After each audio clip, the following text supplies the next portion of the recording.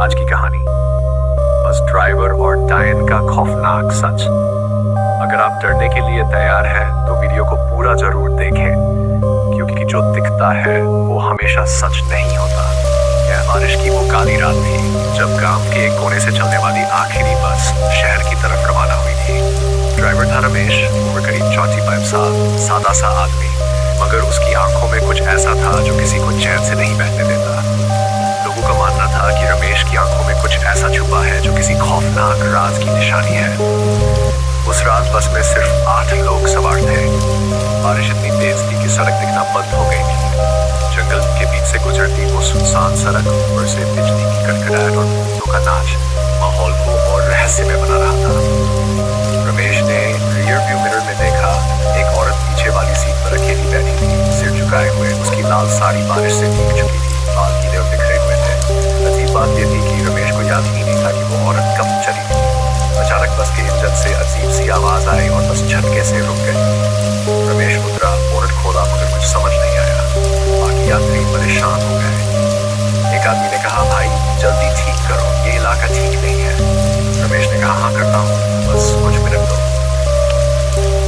इसी बीच वो औरत चुपचाप बस से उतर गई और जंगल की ओर चलने लगी। रमेश ने देखा तो चौंक गया। अरे मैडम, उधर कहाँ जा रही है? लेकिन वो रुकी नहीं। यात्री चिल्लाने लगे, भाई रोक उसे, जंगल में अकेले जाना खतरनाक है। रमेश उसके पीछे भागा, मगर जैसे ही वो पेड़ों के पीछे पहुंची, अचानक गायब हो गई। कोई निशान नहीं, कोई आहट नहीं। उसी समय एक बूढ़ा यात्री बोला, ये वही है, वही डायन जिसकी कहानियां सालों से सुनते आए हैं। इस इलाके में एक औरत की आत्मा भटकती है जिसने एक बस के साथ आत्महत्या की थी। वो अब हर बस में चढ़ती है जिसमें कोई पुराना गुनहगार हो। रमेश लौट आया, लेकिन उसका चेहरा बिल्कुल सफेद पड़ चुका था। उसका माथा पसीने से भीग चुका था और आंखें किसी अनदेखे डर से थरथरा रही थी। बस किसी तरह दोबारा स्टार्ट हुई और आगे बढ़ी, लेकिन माहौल पूरी तरह बदल गया था। यात्रियों के बीच सन्नाटा था, हर कोई डर के साए में था। कुछ किलोमीटर आगे एक चौराहा आया।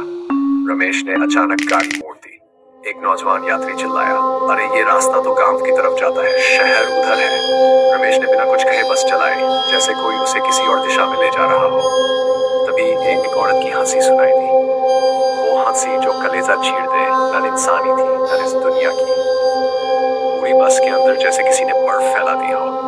सब लोग चुपचाप बैठ गए, कोई हिल भी नहीं रहा था। पीछे देखा तो वही औरत फिर से सीट पर बैठी थी, उसी भीगी लाल साड़ी में। सबकी आंखें फटी की फटी रह गई। रमेश ने अचानक जोर से ब्रेक मारा और चिल्लाया, मुझे माफ कर दो।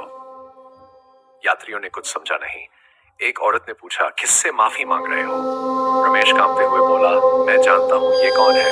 ये शकुंतला है, मेरी पत्नी, जिसे मैंने 5 साल पहले इसी रास्ते पर मार दिया था। पूरी बस सन्न रह गई। रमेश ने कहना शुरू किया, मैं शराबी था, जुआरी था। शकुंतला मुझे छोड़कर जा रही थी। उस रात मैंने इसे इसी जंगल में लाकर मार डाला और लाश को गड्ढे में फेंक दिया। पुलिस को बताया कि वो भाग गई, मगर उस दिन के बाद से जब भी मैं इस रास्ते से गुजरता हूँ, कुछ न कुछ गड़बड़ होती है। यात्रियों की रूहें कांपने लगी। पिछली बार भी इसी तरह इंजन बंद हो गया था और हर बार वो मुझे दिखती है, मगर आज वो बस में है और मुझे लेने आई है।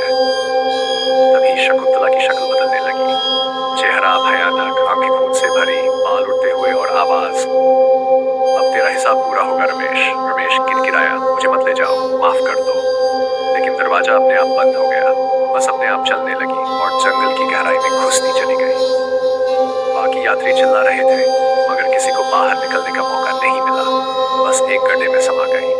अगली सुबह पुलिस को बस का कोई नामो निशान नहीं मिला, सिर्फ एक पुरानी बस की नंबर प्लेट जो दलदल में आधी डूबी थी। रिपोर्ट में लिखा गया, अज्ञात कारणों से लापता, ड्राइवर रमेश सहित 8 यात्री, कोई सुराग नहीं।